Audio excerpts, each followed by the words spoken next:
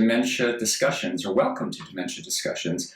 I'm Donald Hutera on this wet September morning, and I'm here with Laura Castello, and we are going to be talking about hospital admissions and discharge and those transitions that happen in those experiences. Welcome to Dementia Discussions, Laura. Do you want to say a bit about what you do and where you do it? So I'm a social worker in the Integrated Discharge Service. This is a team is based in Homerton Hospital. Yay, Homerton! I do like Homerton. I'm a fan of Homerton. Good. We have the team is composed by social workers, and then we also have discharge coordinators as part of the team. We're based in Porta Cabins in the back of the hospital in Clifton Roads. We cover all the medical wards in the hospital, elderly care unit, and grey and stroke unit as well. And then we also cover the out-of-borough hospitals where Hackney residents may end up going to. Quite common hospitals that we work with are Royal London, also UCLH, Bath Hospital, and Whittington as well, and Royal Free, etc. Yes, quite a few. And we've got social workers designated for those hospitals. And so, just to flesh this out a bit, part of your job is to, I'll use my language, to smooth the transition from one hospital to another if there needs to be, or if there's some rehab kind of thing? Or, right. Well, what we do is that we get referrals from the hospital wards, for those people with identified care and support needs that will need social work intervention to be able to be discharged safely. In the majority of the cases, we aim to go home. On instances and on occasions that's not possible, so we facilitate discharge to alternative accommodation options, and sometimes they're care homes as well. But also, some people do go home, and you kind of look after that Many as people well. go home, of course. Yeah, majority of people go home, and we facilitate those discharges by providing care and support at home, rehab on occasions, those ones who are eligible for that, and also aids and equipment, adaptations at home, anything that they need. Yeah. Okay. Then I've met people who look like you right. in my own role. And I personally cover the duty desk, and I will be giving my telephone number later on as well, and the team's telephone number in case that anyone needs to contact. And very roughly speaking, in terms of people with dementia or people who look after those with dementia, have you had much experience with that? Are there many cases? Is it fairly common? It is very common, yes, and they. Because of depending on the reason of admission, they get admitted to different wards within the hospital. But very commonly, they get admitted into elderly care unit, where we do have dedicated dementia healthcare assistants, that work there, and they will, look after them as they deserve, within their admission. And how long have you been doing this? Since May 2015, I think I've been in this team. Yeah. The social work I date back many years. What do you enjoy about it? I like working in a multidisciplinary setting. I like hospitals, and I like working in them. I like working with colleagues and professionals. I like the speed of things as well. The hospital things happen faster than they will happen in the community. However, I'm a believer that social workers should rotate anyway, so I do think that you work in the community sometimes, then you work in hospital settings, and kind of client groups as well. So this is something I'm doing now, and we'll see what happens in future. Yeah. Do you encounter many people who don't like hospitals? Is that how? It's fairly common, especially in elderly people, the fear of admission, the fear of not returning home, or things going wrong, or finding out about conditions that they were not prepared to know about. People do not enjoy largely the hospital. So am I right, does it take a degree of, emotional delicacy or understanding to help people feel comfortable? Or how would you describe what do you need to have? What are the characteristics you need to have? Patience, compassion, I would say, would be the word, and understanding, and lots and lots of sympathy. Yeah, those ones in hospital. Thank you. So we have here a list of questions. There are 9 of them, and I'm going to read them out. And you will use your expertise, please, and give some response to the content or any suggestions or advice. Okay. I have noticed that my mum has become quite poorly over the last few months, and I have a feeling that she may need to go to hospital in the near future. I want to be prepared in case we have to go to A&E. What things should I try to pack in advance in case she needs to be admitted without warning? It's a very practical question. It's very practical, yeah. Anticipating problems, that's always good. Right, so we always say not to bring any valuables such as jewelry, rings, earrings. They're also small pieces, you see, and they can go missing, and very often they've got some financial value, as well to it. We like people to bring to hospital personal belongings such as clothing, cardigans, pajamas, loungewear, sleepers, their own things. There is a project in hospital, and you'll probably see posters if you walk around there in the corridors, around patients wearing their own clothes as opposed to the pajamas, the hospital pajamas. Mm-hmm. The project is called PJ paralysis. So there is something about motivating people to be in their own clothes, wearing their own clothes, and that it is thought it will emotionally support them, to get some. And wanting to return home, being discharged. Okay. Right.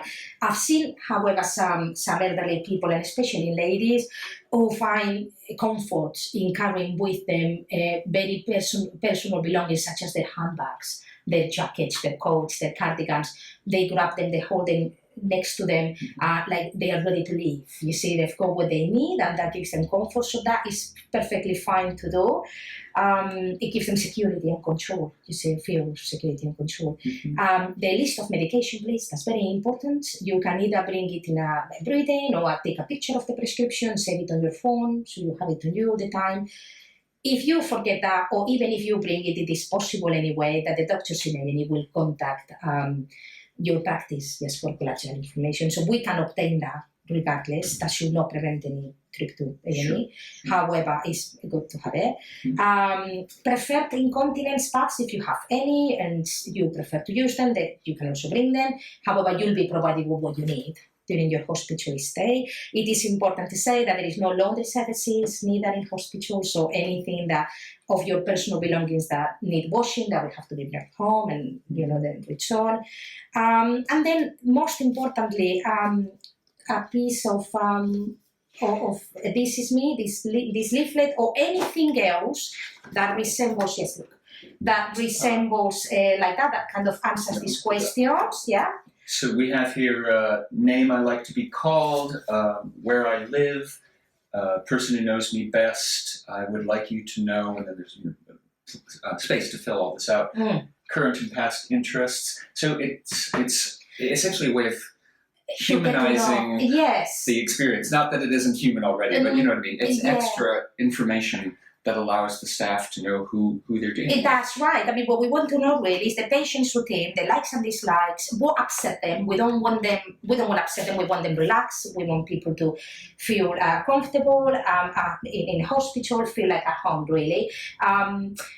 Due to the diagnosis of dementia, it is very likely that they won't be able to give us that information themselves. So this is why having it recorded by those ones who are the carers and knows them well is very useful for us. I've seen fantastic books like, done by grandchildren about the grandparents with many pictures and many colors, and that's lovely to see. And that gives us, a lot of information just to the social workers as well as to the hospital. Good. I'm really impressed with that. I didn't know that. It's the Alzheimer's Society, but there is you can get this from our office and from the hospital, and there is many other charities that also do similar booklets. Yeah, good. Okay. Right. Great and thorough response. And one more thing. Yes, one more thing I'd like to say as well. About admission avoidance, where possible, we prefer, where possible it is, if an admission is avoidable, especially with somebody suffering with dementia, we would like to try that, okay? So we've got community services such as Rapid Response and Paradoc that can be called upon, and they can come and see the patient at home to try where possible to avoid that admission, The Rapid Response team is part of the Integrated Independence team. you do not self-refer. GPs, district nurses, social workers come forward a referral for you. The response time is something like 2 hours if it's an urgent referral and 4 hours if it's not. So they will come and see you, very likely to be the same day or the following, the first thing in the morning. Paradox offers us service from 12 p.m. to midnight. So from midday to midnight. The telephone number for them is 0300 033 930. Okay. 0300 033 930. And you can self-refer to this service. Okay. And that's called Paradox. Paradox. Yeah. So this will be to try to avoid admission where possible. Okay, great. Thanks. 2. I am a carer who lives in Hackney with my wife who has dementia, and I would like to know, are there any services in the Homerton Hospital to specifically support carers, particularly when the person with dementia is in hospital? Yes, we do. I thought you'd say that. Yes, we have, of course. So we have Sophie Fagan. She is the carer support specialist for the Homerton University Hospital. She looks after the carers for anybody with any conditions, okay, not just dementia. Mm-hmm.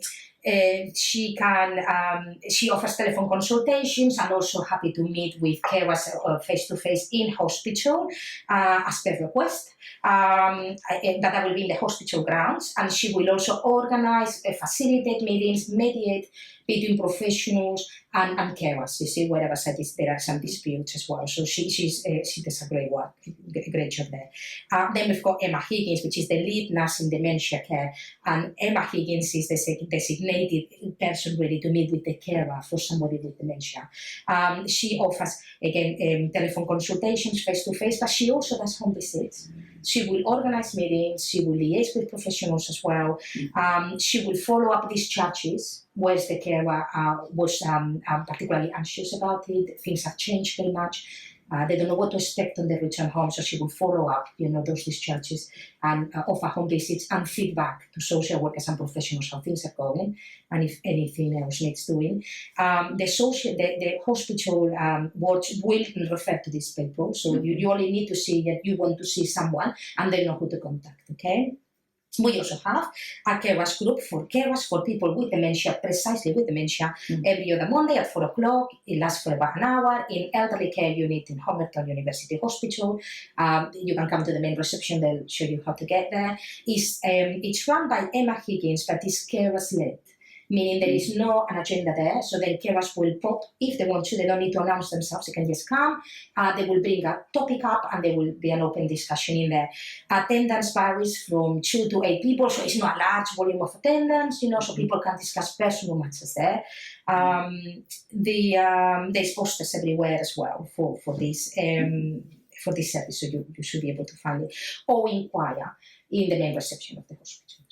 I find, as a carer, I find those sorts of support groups valuable to me, simply because I hear other people's stories, and it's sympathy, empathy. Yes. And the other people become a mirror for me and what I deal with. And it's so nice to know that I'm not, even though my specific case is mine, it's so nice to know I'm not alone. I'm not in some isolated existence, to know that other people are dealing with important things, and that support is great. Right. And we also have also to say that all clinicians and social and healthcare staff receives basic dementia training, everybody that works in Homerton, but also elderly care unit has 2 designated healthcare assistants. You see, you'll know who they are. They wear a purple uniform, and they are designated to work with those people with advanced dementia, and they get advanced training as well. So there's a lot in place. There is a lot in place, yes. A lot of probably very busy but caring people, professionals who are looking after people. That's good to know. So if you're a carer, Homerton Hospital does have facilities and people waiting to help you. That's right, yes. 3, my husband is about to be discharged and I'm not sure how to prepare or what information I should be receiving from the hospital in advance of him coming home. What should I be looking out for? So now we're on the flip side. Right. Somebody's going home. And I know from personal experience how how complicated it can be and how overwhelming and anxious. And so what is in place for people who are going home? Right. So the multidisciplinary team in the hospital ward will keep you, or should keep you informed, but will keep you informed, definitely will keep you informed of medical progress and discharge plans, okay, when this is going to start. Your husband will be involved in the discharge, in his own discharge planning if possible, and then you and any other person involved in his care will also be involved in it. Professionals from various healthcare disciplines, such as doctors and nurses, physiotherapists, occupational therapists, social workers, will let you know the outcome of the assessments they've carried out. This may happen face-to-face, it may happen once you visit your loved one, it may be that they have telephone discussions with you as they go along, it may well be that they suggest having a professionals meeting, you see, with you in there, what we call normally a family meeting, so we invite you to attend, and we'll tell you all in one go, in the meeting, around the table, the outcome of our assessments, and with that we will make recommendations around what services, equipment, aids will be required, or we think will help his discharge and return home. Okay, you'll be part of the assessments because very often visiting the property where the accommodation where the patient lives is essential to plan the discharge. So you would know at what stage we are as we go along. If you feel anxious about the family meeting, if it's too much information to take, if unfortunately your husband's needs have changed largely and there is going to be a lot of services and equipment coming in, meaning a lot of intrusion in your life and you're having difficulties to cope with that, then again, Emma Higgins and Sophie Fagan can see you alone, can navigate you through the changes and can support you in communicating, with professionals and making decisions as well for you and your husband, about what care you want at home. Yeah. Excellent. It's reassuring just to hear that all this is in place, even though I'm not personally dealing with dementia. I like knowing this stuff. Right. Well, it's in place, yeah. Very well, actually. Yeah. Number 4. My dad has moderate dementia and is about to be admitted to hospital for surgery. I always hear stories about carers falling out with the nurses and doctors. Yeah. What recommendations can you provide for working with the hospital staff versus working against them? Yes, unfortunately, there's stories, about that. Right, if your husband, your father is gonna have surgery, there will be a pre-operation assessment appointment. Okay, it's very important at that stage to explain about your father's diagnosis of dementia and at what stage we are with that, whether it's mild, it's advanced. The surgical team will not necessarily know about the extent of his diagnosis, will know about what they are going to operate, of course, but they may not necessarily know the collateral, and the medical history and the ins and outs of his dementia. So it is very important that you communicate at that point, how what the difficulties might be around it and what your worries are. If it's not possible or not convenient at all to talk about the patient, about your father in front of them, again, you can ask for a telephone number and talk to them over the phone or have another appointment without him. Now, there are special allowances that can be given to carers for people with dementia when they are coming to theatre for surgery. For instance, moving the appointment for the operation perhaps earlier in the morning. So if they happen to be near by mouth for the operation, then they don't have to wait too many hours and be too hungry and too thirsty and too agitated, at the time of the operation. Sometimes it's rather the opposite, moving it to the end of the day. They also allow, it is possible to allow carers as well to be with the patient until the very, very last minute, including in the theatre room with them, and again, to be able to see them as soon as the operation is finished as well, to help the recovery as well. Again, Emma Higgins can help with the liaison between the carer and the surgical team if information is not flowing, the way it should flow. It should go. Patients. The more we know about the stage of the dementia and the patient's condition, the better relationships will be with the carer, I expect. And again, this book will come very useful. You see, will tell us a lot, about what they like and dislike once the operation is over and if they move to medical ward. Because that falling out will, possibly be happening because Lack of information. the more information, the better. Yes. And the more detailed, the better for everybody. Exactly, yeah. And that will also help manage expectations for both parties, a carer and also the surgical teams, you see. So the more we know and the more prepared we all are for this, the better, yeah. And the pre-operation assessment appointment is a fantastic manner, an opportunity really, to disclose this information. And, yeah. So it's good communication. Yeah. It's what it's down to. Excellent answer. Thank you again. 5. My father-in-law is currently in hospital. We believe he has dementia, but until now he lived with his wife and they declined any kind of investigation. My mother-in-law has passed away and we wonder if we should push for a diagnosis whilst he is in hospital. He has apparently had a CT head scan and is due to see the mental health team. So I'm not sure if this is something they might be intending to investigate fully or whether he will be discharged back into the community without this. His GP has made a referral to the memory team prior to his admission to hospital, but he has yet to be seen by them. This is totally new to us, so any advice would be brilliant. We don't want to be pushy, but also we haven't been able to access any support without any diagnosis, so it would be really useful for all of us.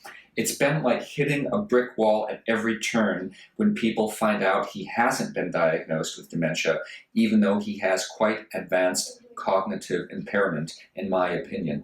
And I just think, going to editorialize here, I think it's really kind of important to be pushy in a polite and because patients need advocates and people need reassurance, and I love the detail of this. So what about this? It's a complicated issue, but maybe not so complicated. Yeah, I understand that it can be frustrating trying to get services, and not being able to access them because of the diagnosis. Right. The diagnostic the memory clinic in Hackney has a target waiting time of 6 weeks from the point of referral. Referrals are usually made by the GPs, okay? If you think you've been waiting any longer than 6 weeks, then you can phone this number. I'll give it to you. It's 0203 222 8500. We'll repeat it. Yes. 0203 222 8500. Correct. You can phone the memory clinic and chase up, and it's totally fine, to say I've been waiting longer than 6 weeks, how far am I in the waiting list now? Now, to be able to formulate a diagnosis of dementia in any patient, there is a number of assessments required, and yes, one of them is a CT head scan. So in the context of this question, I expect that they've already started looking, into the reason of this cognitive impairment. So it's probably the diagnosis process has already commenced. I understand by the question here. There will be other tests also required, such as bloods, fluids, different chemicals in the bodies, also hormones, and there is many tests to be done as well. The cognitive test, the memory test, the visual, problem solving, attention. There's lots of things that happen there. Usually assessments in the memory clinic will be done through different appointments, and then the professionals meet all together to formulate a diagnosis, and then is when an appointment, a final one, is being given to the patient, and those ones, the carers and the family members who will want to know, and then the diagnosis is shared with them, and then with the GP as well. It is not always possible to diagnose patients in hospital. The diagnosis process can commence in hospital, and it may well be that there is further assessments that are required in the memory clinic. So he may or not end up having a diagnosis on discharge, but he's definitely on the road to have one. So it won't be too long before he gets one. He is diagnosed. And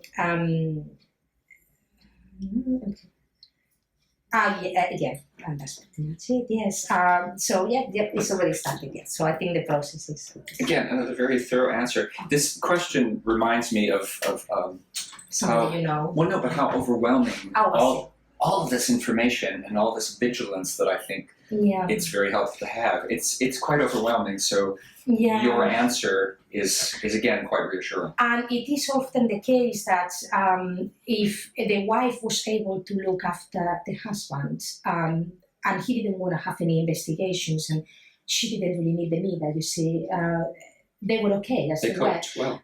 Yes, with the information they had, they set up at home, I expect, trouble is that the wife is not with us now. Obviously, sorry for that loss, the loss of the family there.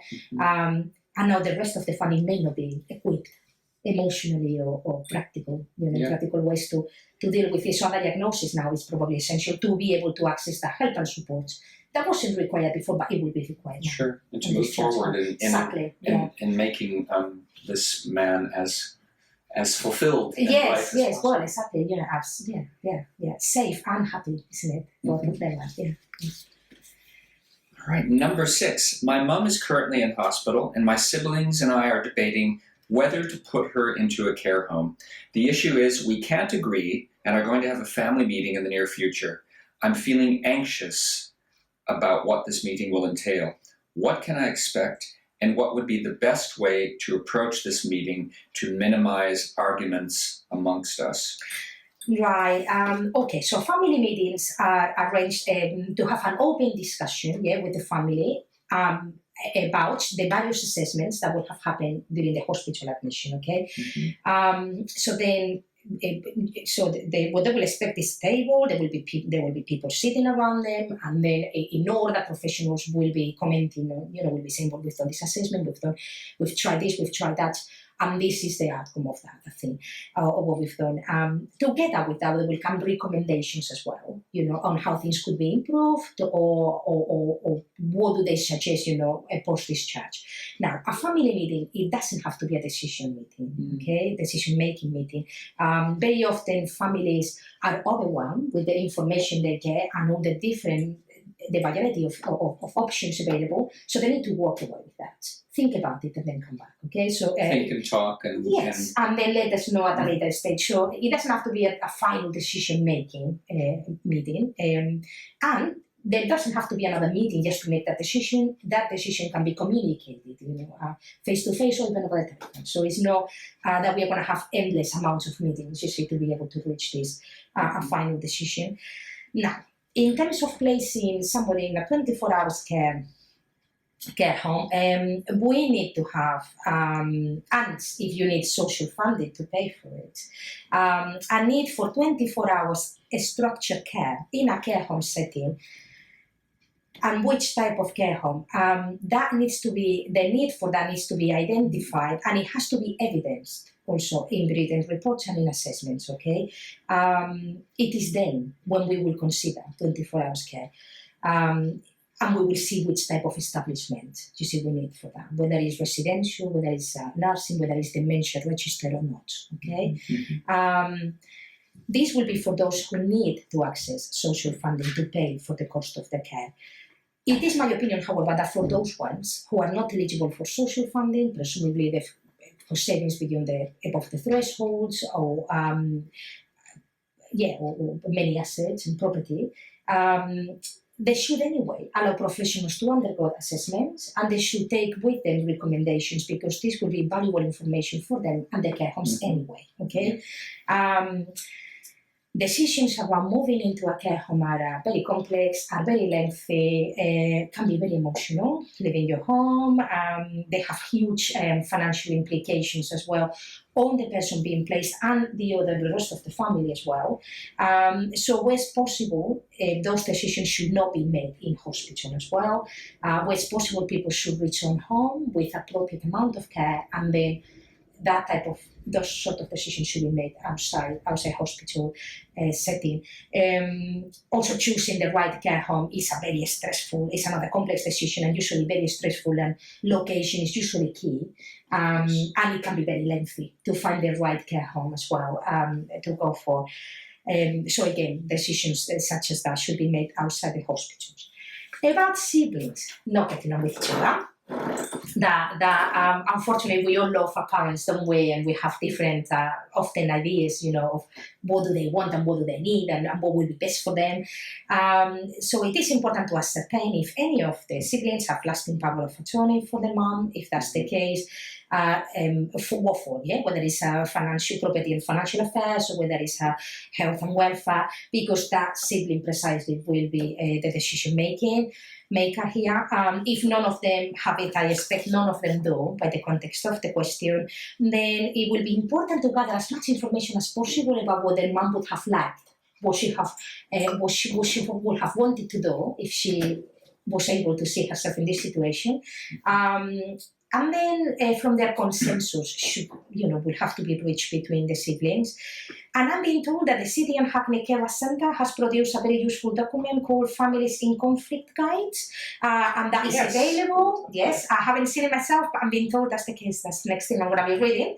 And this is accessible on the telephone number here, 0208 533 0951.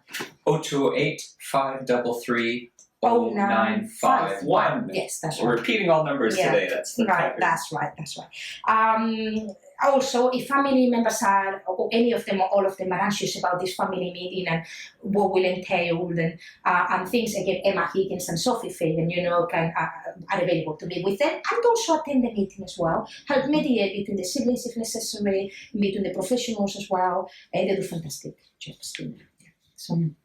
Just listening to all this, I'm thinking about instances in my own family and how charged all of this is, and it goes into so many areas. And again, there's for me there was a lot of emotional. Well, I'll call it emotional delicacy about really needing to be careful and understanding and articulate. And as you've said repeatedly, and I'll probably say this at the end, the more information that is conveyed about everybody involved and the condition, the situation, the better. The more talking and clear talking can help things move on successfully. Anyway, another great answer. Thank you. 7, I keep on getting confused by terms people are using about my mum's upcoming discharge. What exactly are the differences between intermediate care and reablement, NHS continuing health care, and long-term social care support? Language. Right. So navigating through social care is complex, certainly complex. Terminology of services also changes and varies between one local authority and another. So a service that is called reablement here may well be called something else in Islington. So if you happen to live in Islington or to live in Hackney and look after somebody from Hackney, but your sister lives in Islington and you are commenting about it, you may not even understand you're talking about the same service here. And this is why we're here. The integrated discharge service, the care coordinators there and the social workers in there, and precisely me, who am the duty social worker and always there, are here to navigate you, to help you navigate through services. We will explain, you see, what they are, which one of it is, which one applies to your loved one and which ones don't apply, and the reasons for that. But in brief, let me give you a brief description of what things are. Right. So reablement services, this is an in-house package of care provided by the local NHS, okay? It's not provided by the adult social care. This provided in your own home most of the time. Sometimes we do provide it elsewhere. We will explain why but it's most of the time in your own home.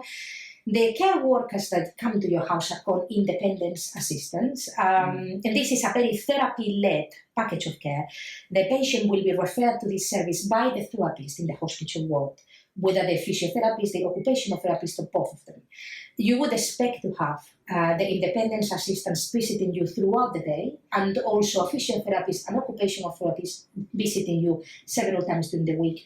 It's usually very intense, okay? It's provided for during 6 weeks, a maximum of 6 weeks, and it's very intense reablement service or rehabilitation service in your own home.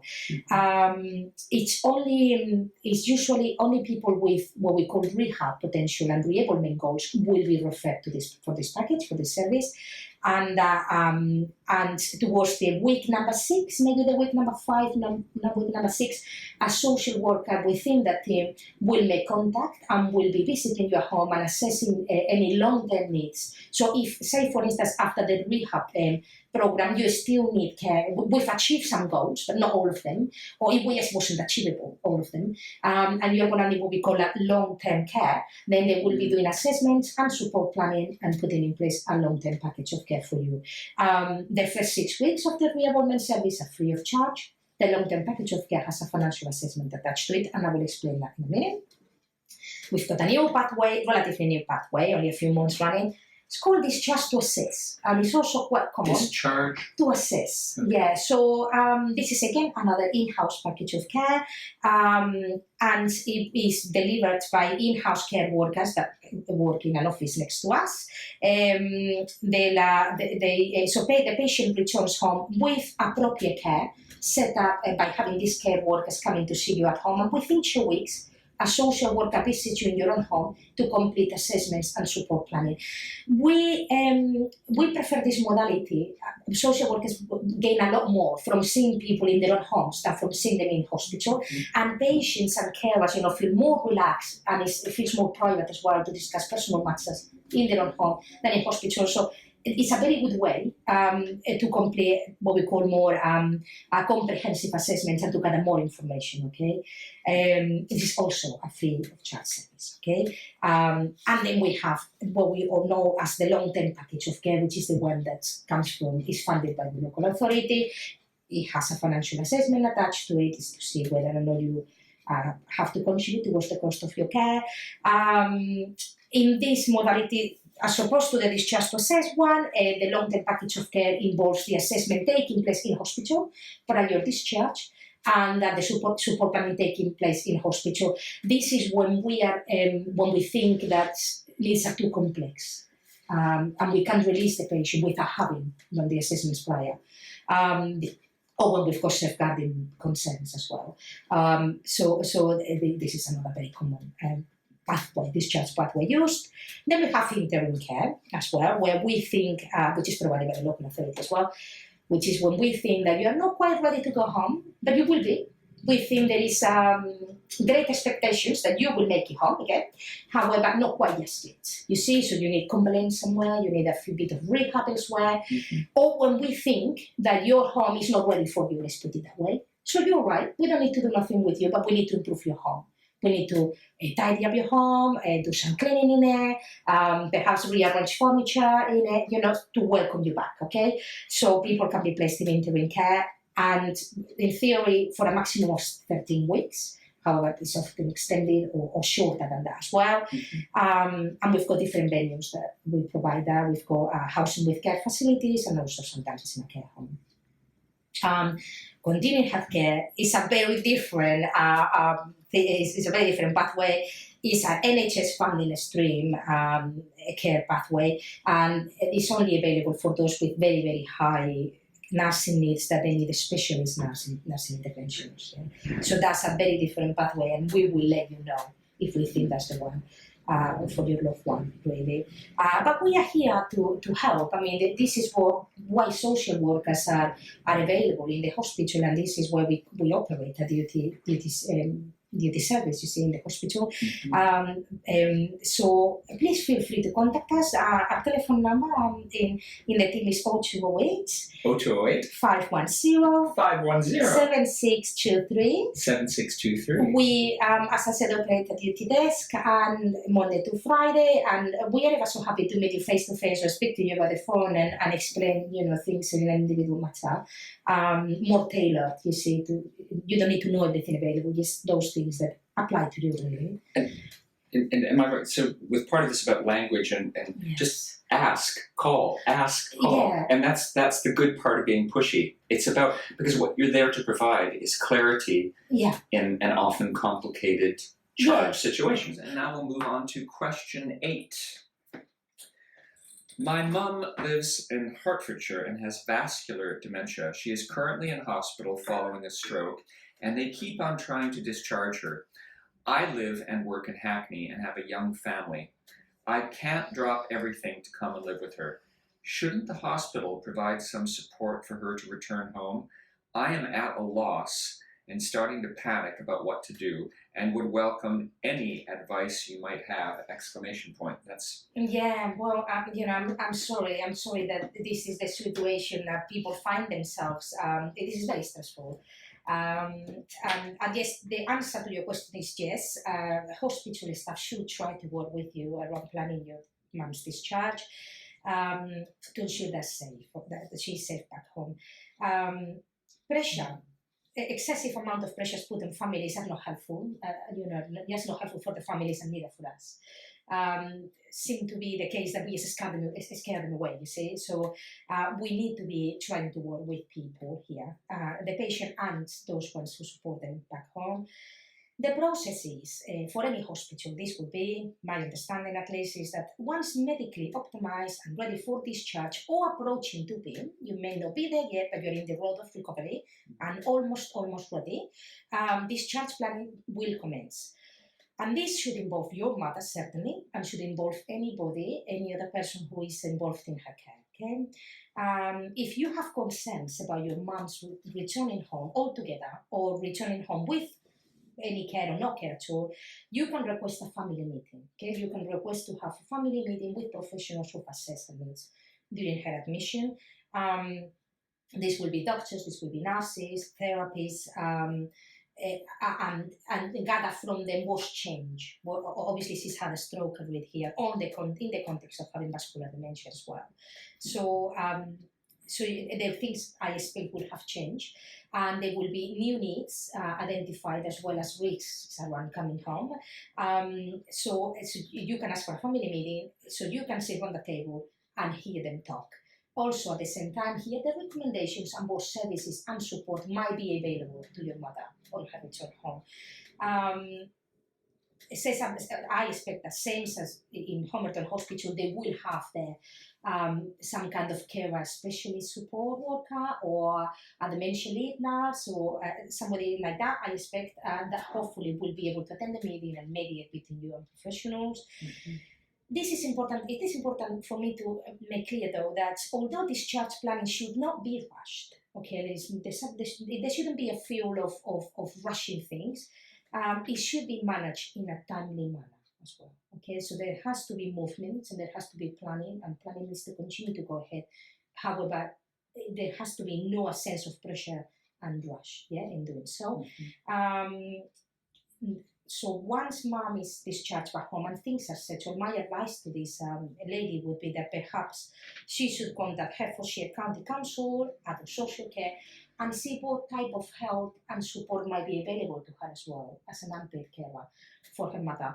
The fact that her mom is a Hertfordshire resident, it makes her, as an unpaid carer, eligible for Highland support, whatever is available than that. I'm not sure what services might be available. And again, it's another reminder about location and distance and all those complicated decisions. Exactly. When you are far and you want to, but you can't be there because you've got other responsibilities on you and work and joint family together. And themselves, time consuming. But again, that's what you and your team are there to help. Exactly. Yes. That's what we help people reach the clarity to make those decisions about really life-changing. Yes, but it is worrying to say that they keep on trying to discharge. I mean, it shouldn't be hit and miss here. Oh, let's try today or let's try tomorrow. It should be a plan decision, and it should be that everybody is progressing towards reaching that decision together here. Mm-hmm. So there should be an order of events. So assessments being carried out, outcome of assessments being shared over the phone, face-to-face, family meeting, whichever way appropriate, and then a date being set up, services being prepared for that particular date, and then the patient being released on the day that we all agree to. Okay, so no, we'll try today or we'll try tomorrow. It should be better planned, sure. And we need to be seen working with families and carers definitely in every hospital. Thank you. Last question. My husband is coming home next week from hospital stay following a minor surgery. He is okay to be left alone for the most part. His dementia is in the milder stages, but he often gets anxious if he is left alone for too long. I'm concerned that he may wander out of the house looking for me when I pop to the shop. I would like to get some sort of adaptations or assistive technology to support both of us. Do you have any recommendations of what could be useful and who would be the best people to approach? Right. So we've got here in adult social care in Hackney, we've got the Hackney Assistive Technology team that offers a range of devices aimed to help people to remain at home as long as possible and safe. You can contact them, so you can self-refer. Your husband can refer himself, or you can refer your husband yourself. Another telephone number. This is 0208. 0208. 356 356 6262 6262. option 6. Okay. Option 6. Yes. Although my advice is to hear all of the options anyway, because it may be that you need them also. But And no knowledge is wasted. that's right. That's correct. So it's the option number 6. So there will be another advice is to sit comfortably. When making this phone call, it may take some time before you get to speak to somebody. There's usually a queue in there as well. But right. So there is different. So there is devices are available now. The person will have to be assessed, and that need for a telecare being assessed and for him to be eligible to have this. We provide examples of equipment are the typical pendant alarm that looks like this. It's a necklace. Now we've got the modality of a wrist bracelet here. We also have the false sensor, very common. That's a very common, very popular, gadget that we provide. What is that gadget? False sensor. So it will trigger if you fall below 30 centimeters, I think it is. So it's usually it's worn around your wrist. So if your wrist touches the floor or is 30 centimeters or less, from the ground, you see, then it will trigger. The way it works is that you have a base unit connected onto a phone line at home. So you have to have a landline that is working at the time with any provider, really. And then, so there will be a base unit connected to that. And then obviously the device that you wear.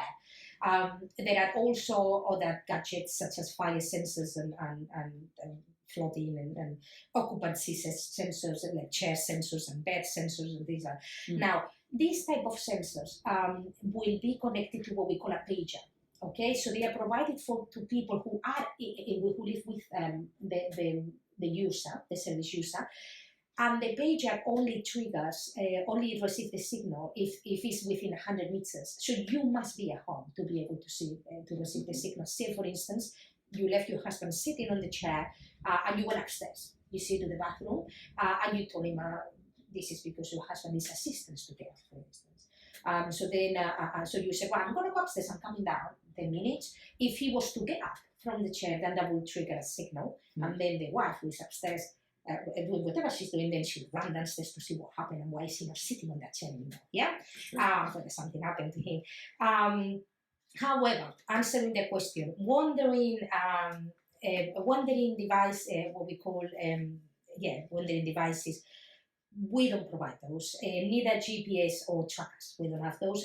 They can be obtained from the private sector. I had a check last night actually in Google, and there's a very competitive market there. So you can buy things privately. We expect that the person living with dementia will be in receipt of benefits. Those ones can be used, such as attendance allowance or some form of a PIP. So they can be used to purchase these gadgets. You can have a tracker, very popular as well, installed on your shoe. So then when you come out, that will alert a call center. However, that has a weekly subscription fee as well to pay for. Again, that can be covered with the benefits that the person is claiming. And for the pendant alarm or the false sensor, I'm being told as well that the response team has a target of responding within 60 seconds, so that's pretty good, and contacting the respondent, whether that is somebody in the family that lives local and can be of hand, or whether the respondents are themselves as well. Yeah, so they will attend the property or send any emergency services that they think are required. Okay, so yes, we do, and the private sector as well. again, another astonishingly thorough reply from you. It's so good to hear all this, complete with numbers, telephone numbers. Right. Yeah. So just to recap, we've covered Yeah. a lot of We territory. have, yes. And- How many telephone numbers? I'm sorry about that. No. We need Which to will know be how to available in the website, I expect, somehow. Yeah. Exactly. But we've covered entering the hospital, leaving the hospital, a lot about Returning home as returning well. home, and so many issues that people want reassurance about and that need to be resolved, so that people can be safe and happy, which is Yeah. and that goes for patients, but also people who are looking after Yes, people. exactly, It's for everybody. So I'm just really pleased to have your expertise. You're glowing with expertise, Right. Thank you. and I think you're a credit to what you're doing, to the profession. Right. Thank you very much. So it's been a real pleasure. We'll be back at some point this autumn, ideally in October. And thank you for being with us and for being navigated by Laura Costello from Homerton Hospital and the Social Work Department. Thank you.